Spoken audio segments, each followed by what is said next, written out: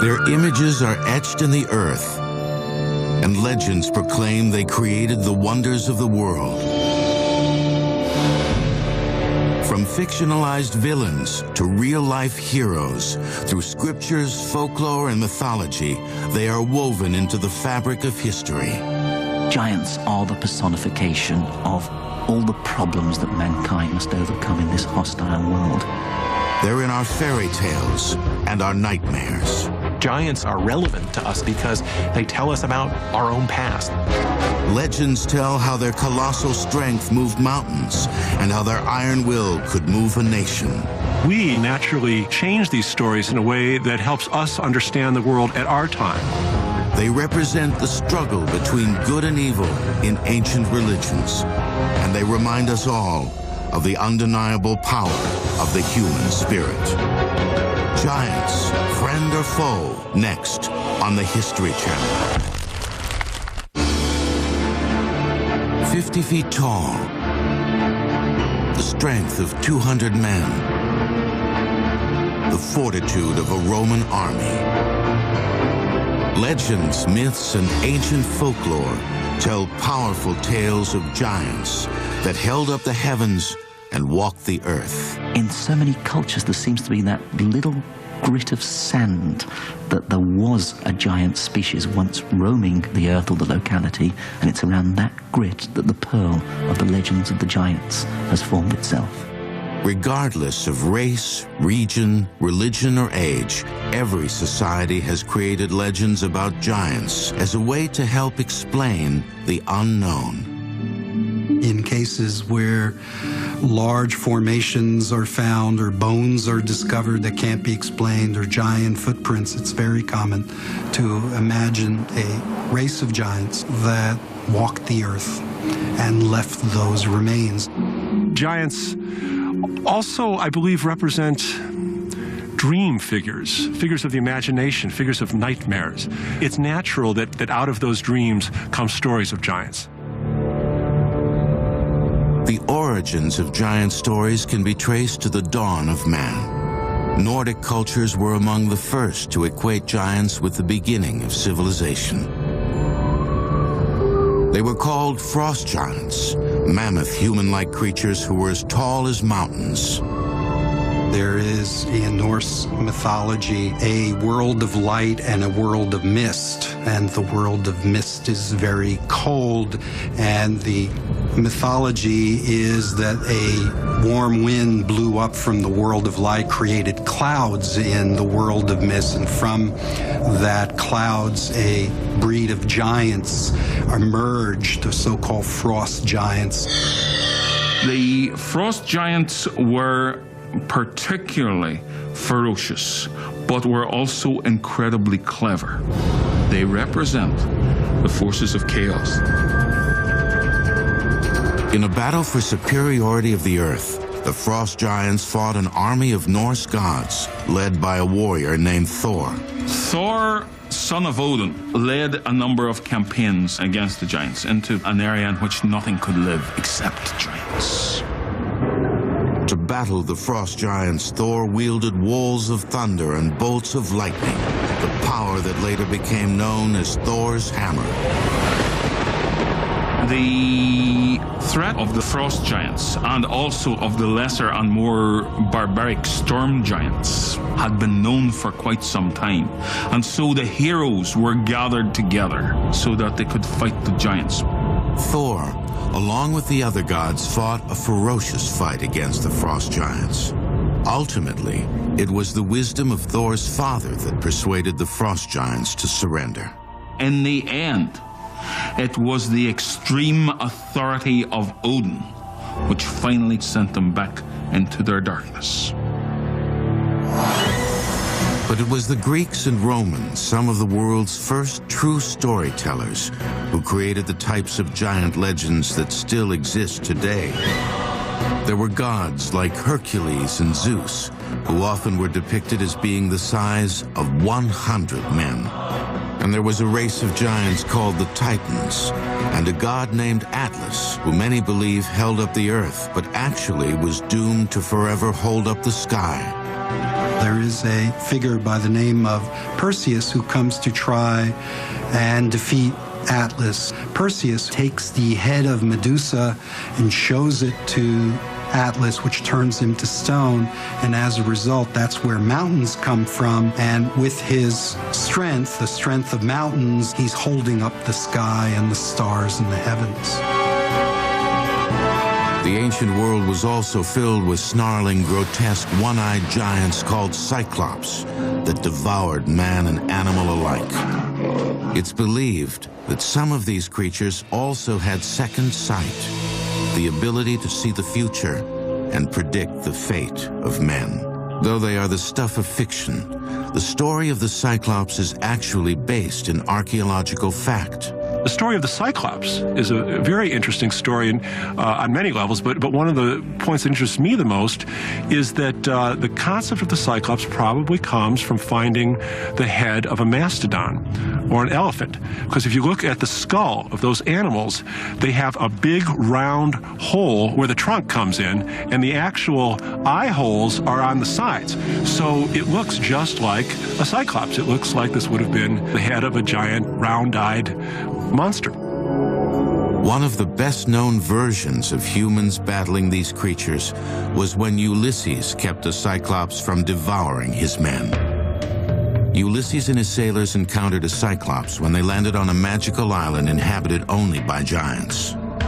The men were trapped in a cave blocked with a huge rock that only the Cyclops could remove. The Cyclops has sheep, which he eats, and herds, and every day he goes out with the herd. At that point, Ulysses and his men figure that they will take wine and try to get the Cyclops to sleep, and then take a huge stick and try to gouge the eye out. And so they sneak under the sheep's belly, and the Cyclops is trying to feel around for them, but only feels the top, and they're able to escape.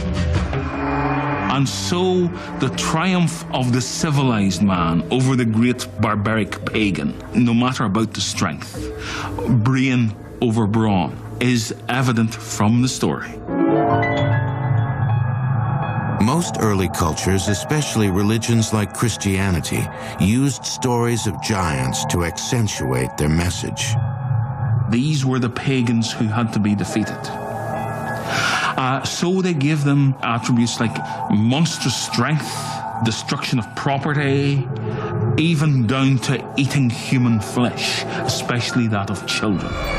And this put them beyond the pale. Giants were the last vestiges of the old pagan religion, which had to be destroyed. Perhaps the most famous story depicting sheer courage against overwhelming odds comes from the Bible's book of Samuel.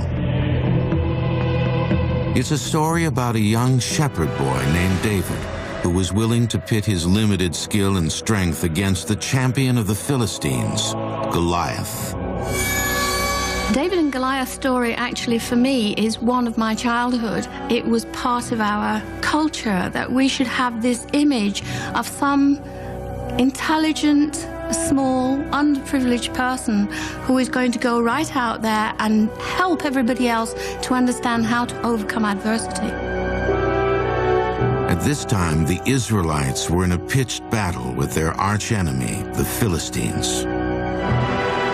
It said the Philistines had a legion of giant warriors, and the leader of these behemoths was a towering, evil killer named Goliath.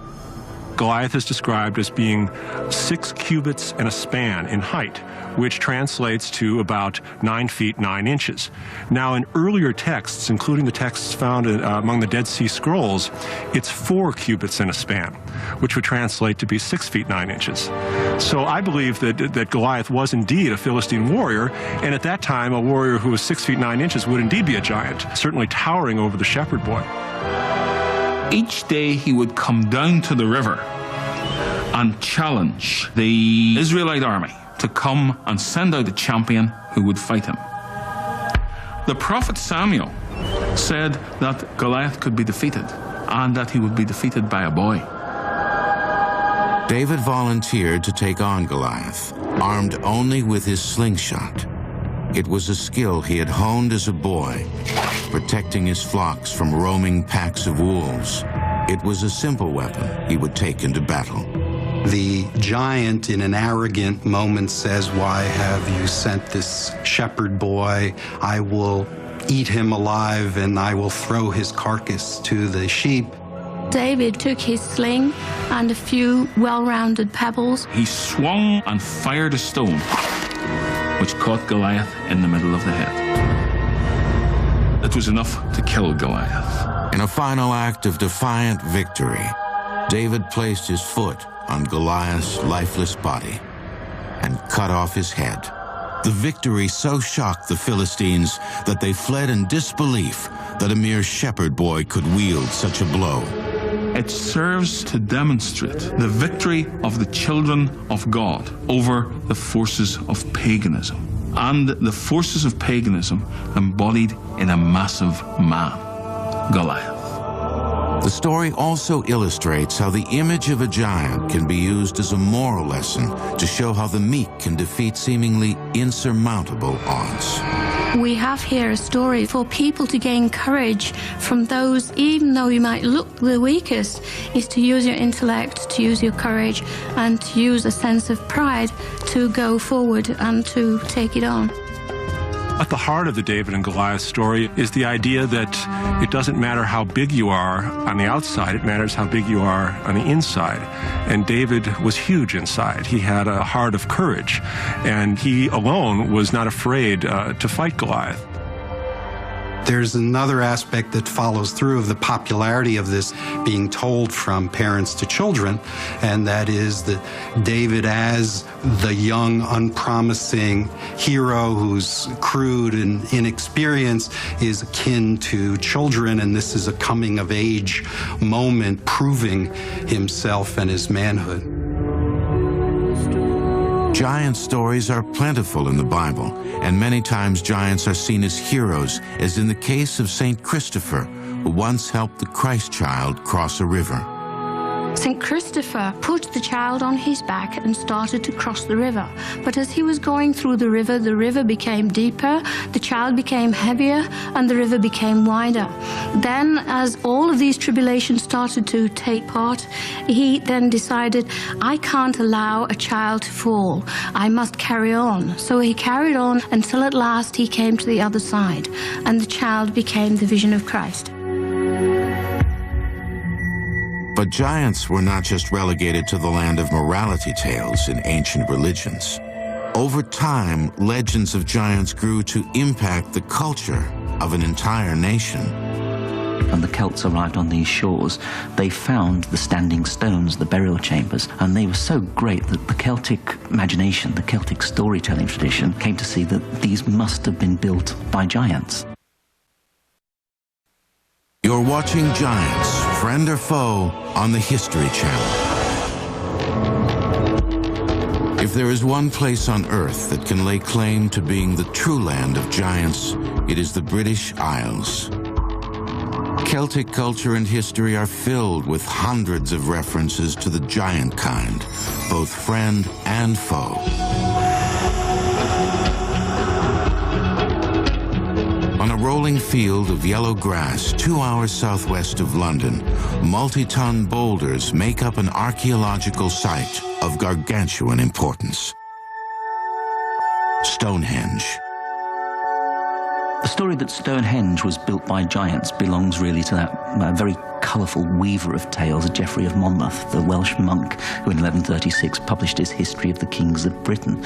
According to Geoffrey of Monmouth, Stonehenge was originally in Ireland, and Uther Pendragon, the father of King Arthur, ordered Merlin to bring the stones from Ireland to Stonehenge to mark a burial place of several local chieftains and princes. Although some versions of the story say it was Merlin, others tell that it was a British king named Vortigern, who after defeating a race of English giants dispatched them to Ireland to retrieve a group of special stones. Off they went, and across the sea, they carried the great stones back. These were erected on Salisbury Plain by command of Vortigern himself, who said that Stonehenge would serve ever after as a marker to those brave followers of his who had died fighting the giant kind. And there it remains to this day. The last of this race of giants who are credited with building Stonehenge are Gog and Magog. The legend says they were defeated by the Romans and brought to England to protect the city of London. Today, statues of Gog and Magog still have a place of prominence in the old city's government building, the Guildhall. The statues themselves have a storied past. They were destroyed during the Great Fire of London in 1666. They were rebuilt but destroyed again in 1940 during the German Blitzkrieg of the city. In 1953, they were built a third time and given a place of honor high above the floor in the building's Great Hall, though it is questionable whether most Britons know who they are. Many who visit the Guildhall probably look up at the two statues and just wonder who on earth these two characters are, little realizing perhaps that these were amongst the original inhabitants of this island, so legend claims. The majority of English giant stories are found not in the bustle of London, but in the picturesque, antiquated villages that dot the British countryside. The town of Cernobos is a good example. Founded in 987, it remained a thriving community until the mid-16th century when its abbey closed and the village fell into disrepair. In about the 17 and 1800s, it took on a new lease of life because the water here was very pure. And suddenly Cern found itself as the center of a major brewing industry in the south. And in fact, its beer not only was sort of pushed around all over this country, but I'm told it was also exported to the West Indies and the Americas. Today, it is a picture postcard town, attracting tourists from around the world who want to see centuries-old pubs and restaurants, and arguably England's largest giant.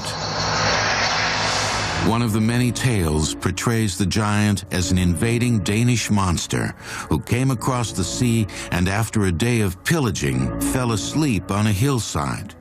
The locals living in the area proceeded to cut off his head. To warn other giants to stay away, they made an enormous chalk outline of their fallen prey. The giant is made from tons of small white stones that are cleaned and replaced every 7 years. The giant measures 180 feet in height.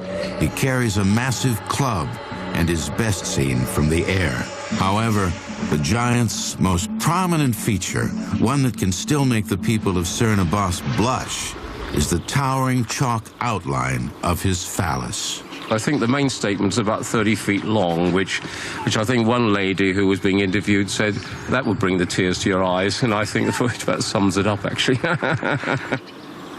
Of course, nobody really knows when the giant was carved. There's many different stories. Some say he's a fertility symbol. In fact, so much so that it is rumoured in the locality that courting couples and married couples have been known to consummate their relationship on his... If a girl getting married wants to have children, what you should do is go up there with your husband and stay overnight up there. And in fact, I've heard it done, but what its success rate is, I'm not sure. But occasionally when we have weddings here in the church, the bride and bridegroom will go up there in their wedding dress and go up there and sort of symbolically sort of sit on the giant and hope that it brings them good luck in their married life with children. While the Cernobos giant catches attention for his sexual prowess, another English giant draws crowds simply because he gets up and walks. He's called the Bolster Giant, and he lives in the small English village named St. Agnes. The giant Bolster of St. Agnes was so tall that he could stand with one leg on top of St. Agnes Beacon and his other foot could reach as far as Carn Bray, which is about 5 miles away.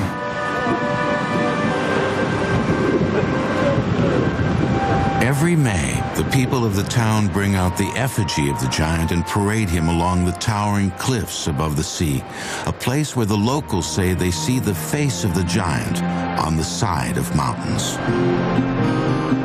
Legend has it that along these cliffs, the giant met and fell in love with the beautiful and devout St. Agnes. Now, the fact that the giant had a wife mattered not, because giants were considered to be incredibly lustful. That was one of their attributes.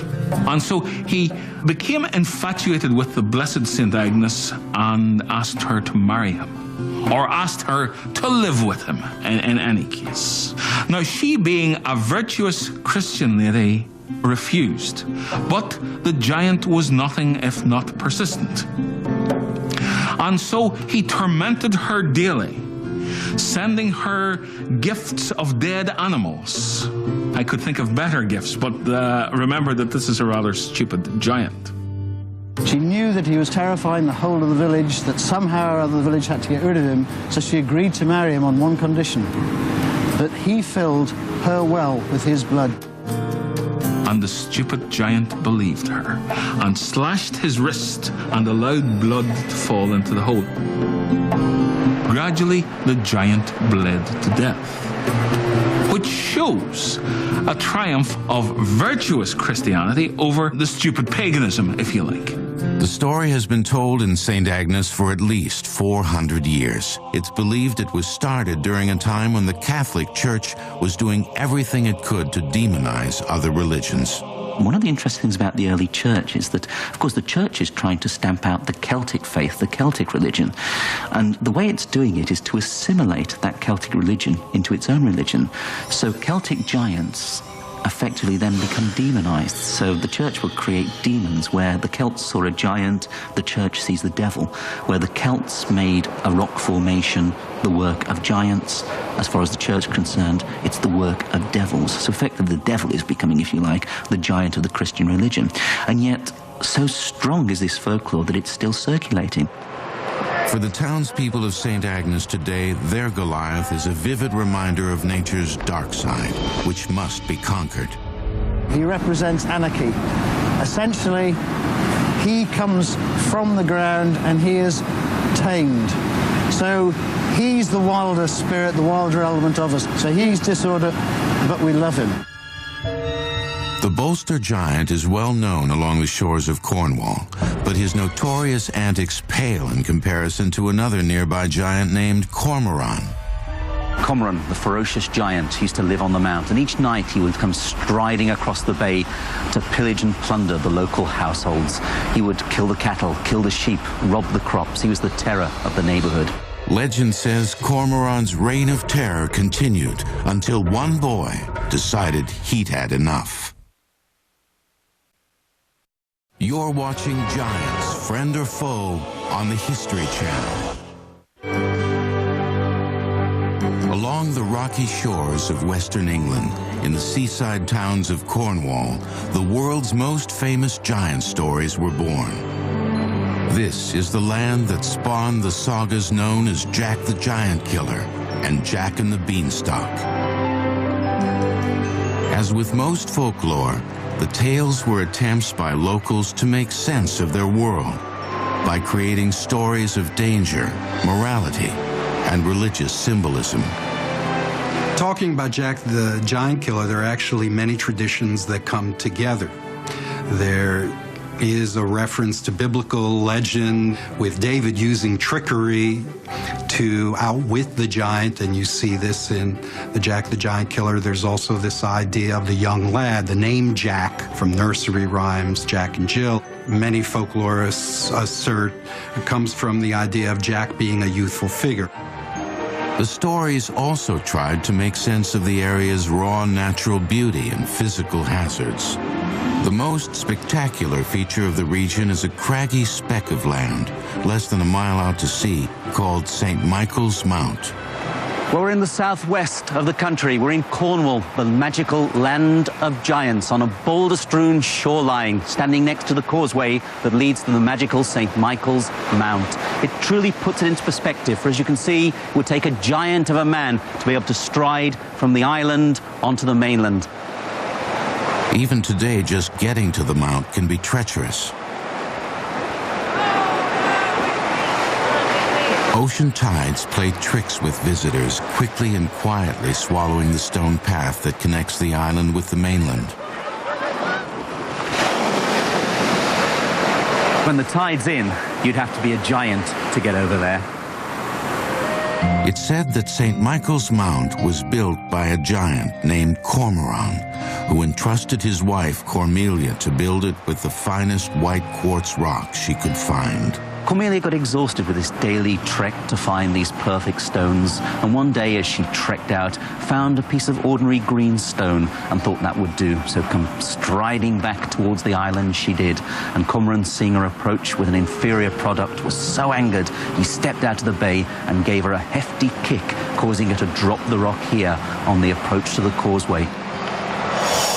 It's said that 600 years ago, people were tormented by the ruthless Cormoran, who, along with his brothers, lived in the towering castle on the mount. Cormoran was the bane of the territory. He'd wade across to the mainland every night. He would kill cattle, sheep. He would take the produce from the farms and then go back to his rocky lair on St. Michael's Mount. One day, a teenage farm boy decided he and his family had been terrorized enough. If the town's leaders could not kill the giant, he would. The boy's name was Jack. There are several versions of how Jack attacked the giant. One story has him hiding in Cormoran's shoe and riding back to the castle to discover the treasure trove of riches the giant and his brothers had amassed. It was rumored that the giants were incredibly wealthy.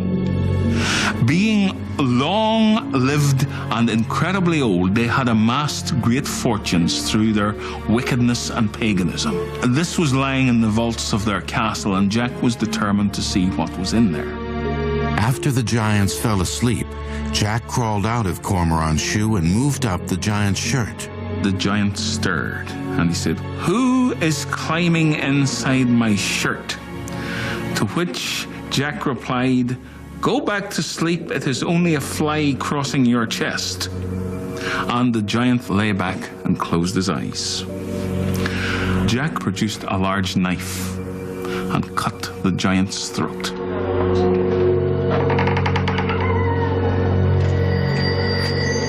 Jack went down into the basement, which was piled high with gold and silver.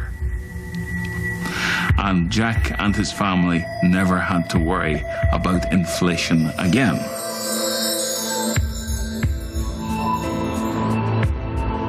Another version of the story has Jack brave the frigid North Atlantic waters and swim to St. Michael's Mount. He then dug a pit large enough to trap the giant. At this point, Jack the Giant Killer blew his horn and roused the sleeping Titan. And Cormoran looked to see who it was that had disturbed his slumber and saw Jack standing on the other side of the deep pit. So he utters to Jack the threat, "You saucy villain, how dare you disturb my rest? I shall broil thee for my breakfast." And so saying, he races at Jack and tumbles headlong into the deep pit. Jack then picks up his pickaxe and embeds it deep into Cormoran's skull and kills him outright. When the villagers heard the youth had killed Cormoran, they dubbed their hero with a title, Jack the Giant Killer.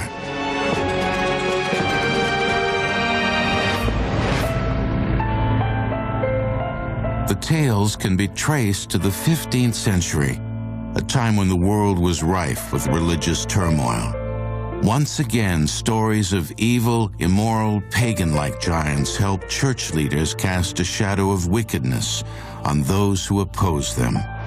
But young Jack's exploits did not end with his victory at St. Michael's Mount. Storytellers of the time put his character to good use.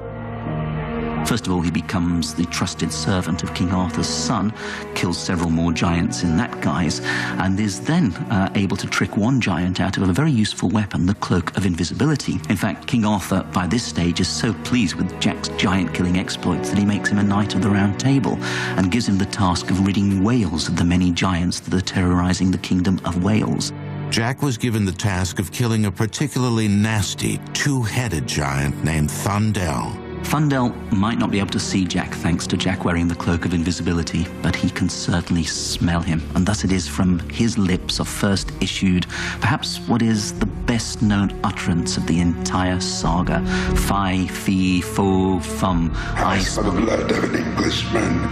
Be he alive or be he dead, I'll grind his bones to make my bread. Unfortunately, Thundel is easily outwitted by Jack, who lures him onto a drawbridge that he's booby-trapped, and consequently Thundel crashes through the drawbridge, and Jack promptly decapitates him. Regardless of the version, one thing that is constant in the early variations of the Jack story is violence.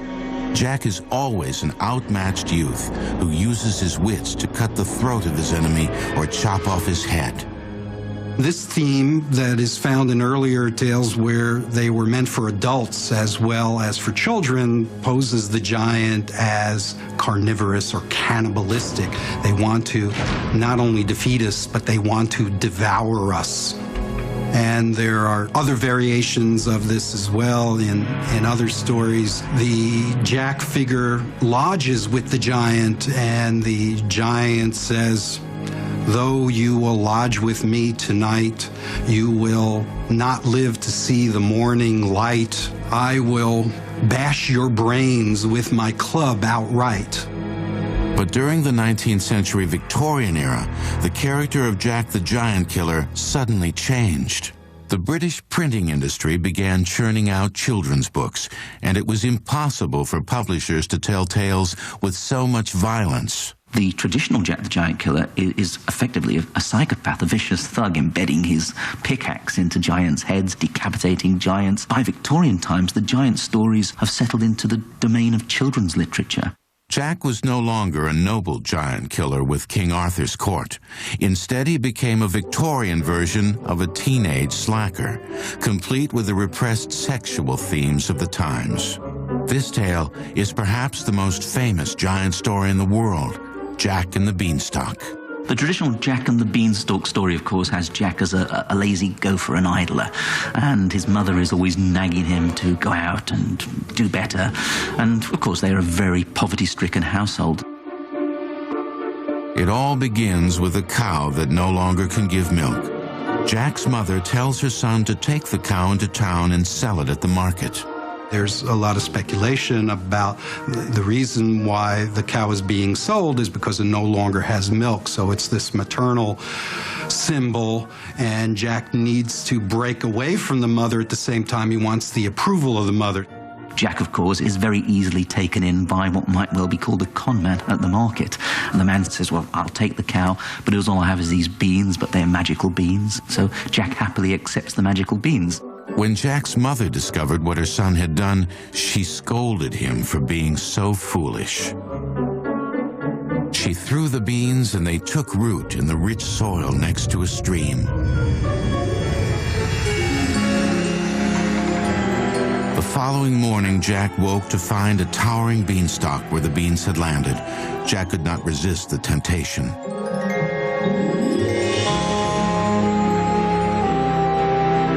The great psychologist Bruno Bettelheim, in his book The Uses of Enchantment, offers a very detailed and elaborate what I would call a Freudian analysis of the story, emphasizing the idea that it's about a boy breaking away from his mother and moving into sexuality as an adult male. And of course, the concept is the cow no longer gives the milk. You know, the mother doesn't give the milk. The boy has these erotic dreams. He wakes up and finds this phallic beanstalk climbing to the sky. Cautiously, Jack climbed the stalk's gnarly trunk into the clouds, where he found the kingdom of a giant.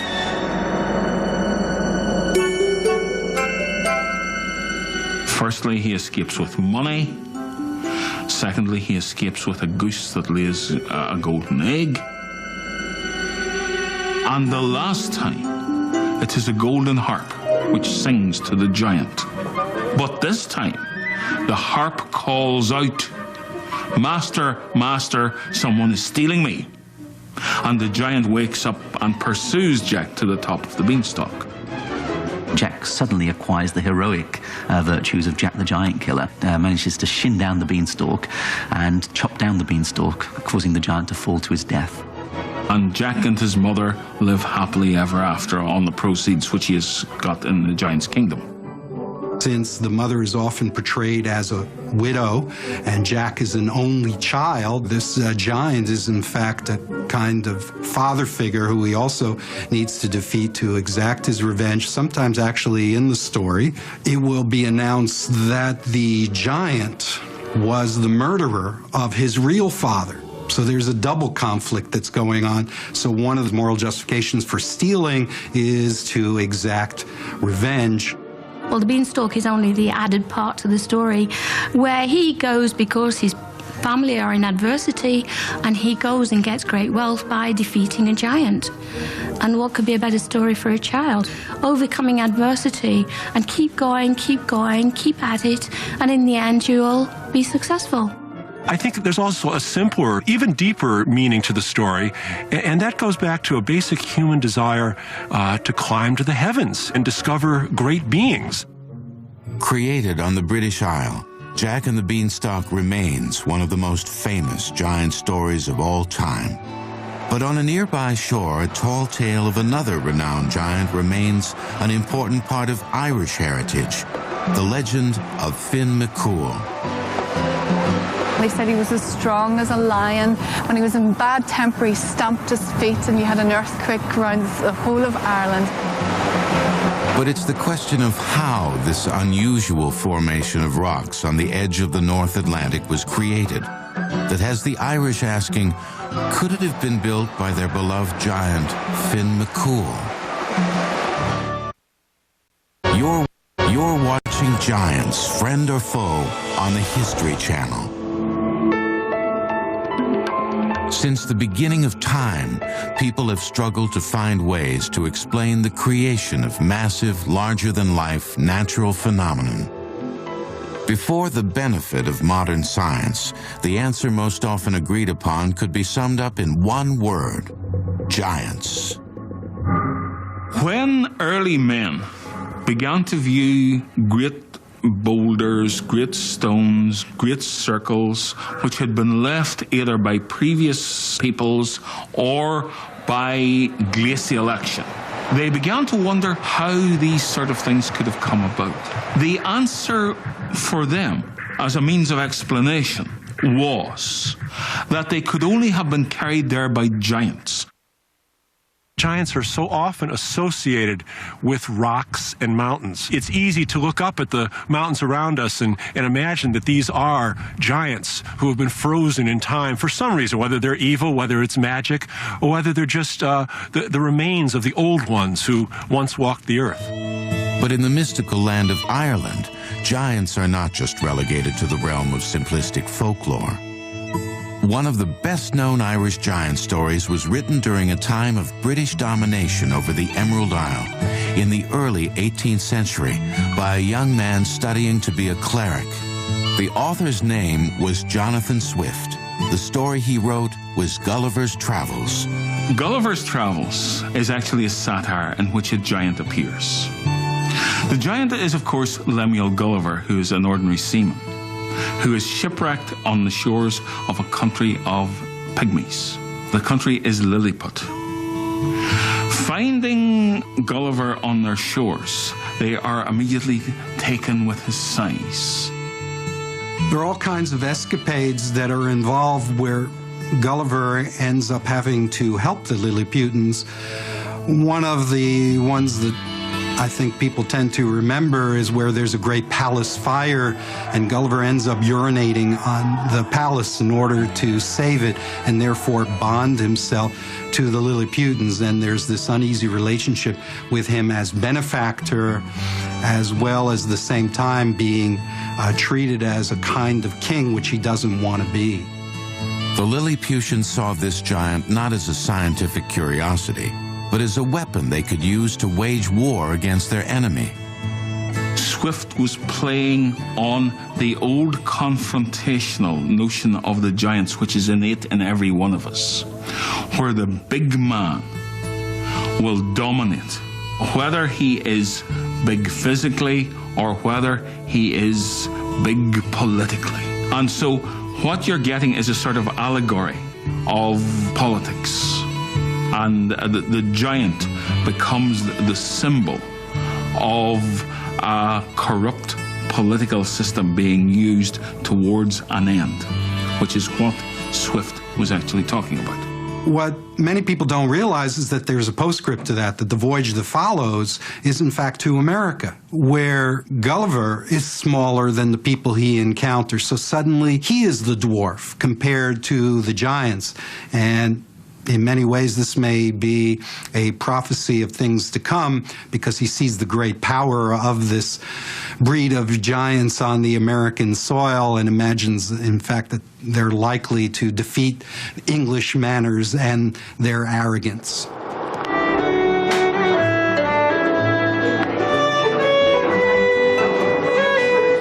Along the coast of Northern Ireland, near the town of Bushmills, folk musicians fill the pubs with the soundtrack of storytelling tradition.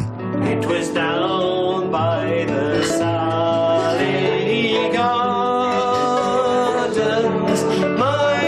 The songs are rich with images of lonely lives and lost loves, Celtic magic and mystery, Irish intrigue and illusion. It is a sound that echoes across the rolling green fields and muddy moors to a place steeped in Irish lore.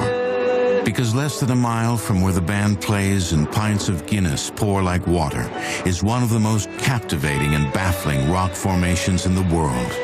For thousands of years, the Irish have tried to explain the origin of this place. Millions of hexagonal stones that cascade from a mountaintop and disappear into the Irish Sea. People come from all over the world to see the stones, making it the most popular attraction in all of Ireland. The Irish have given it a name, the Giant's Causeway. When, for example, men came to look at something like the Giant's Causeway, they said, who could have constructed this? This cannot have been constructed by nature. Look at how the hexagonal shapes are laid out. This could only have been constructed by thinking individuals. And so the answer was giants.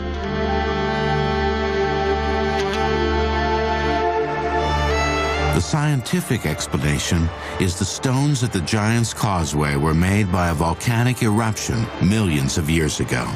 When the hot lava was quickly cooled in the frigid seawater, the unique shape of the stones was formed. The causeway was the perfect place for the imaginations of early Irish storytellers to take flight.